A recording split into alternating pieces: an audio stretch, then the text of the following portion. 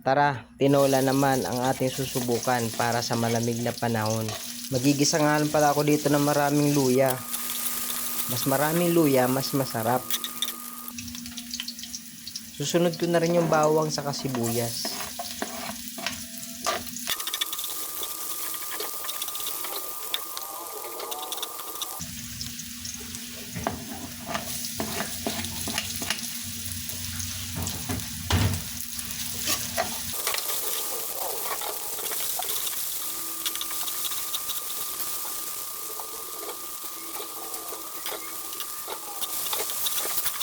At sa puntong to, pwede natin ilagay yung karne ng manok. Gisahin lang natin ng maigi para matanggal yung lansa ng karne.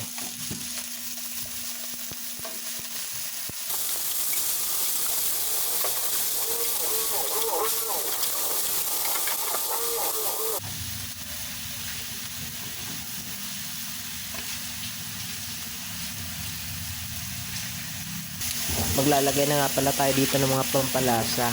Patis. Yan ang number 1 na nagpapasarap sa ating tinola.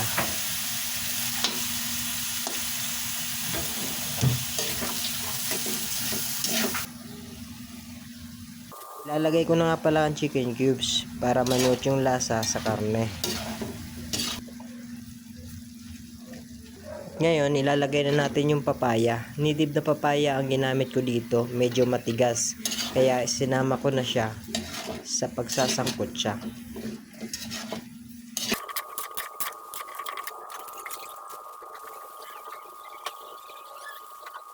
At pwede na natin lagyan ng 1 drum na tubig.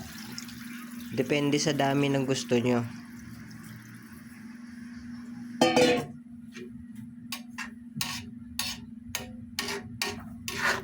At ilalagay ko na nga rin pala dito yung tanlad. Nagpapabango at nagtatanggal ng lansa sa karne.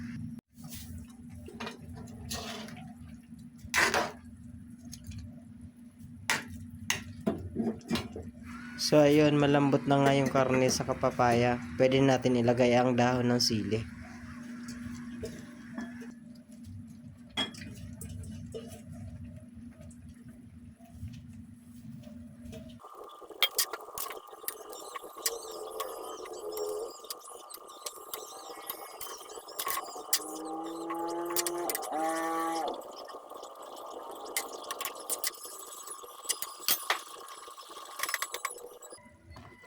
So ayun guys, okay na to. Pwede na. Okay na to. Kain na na.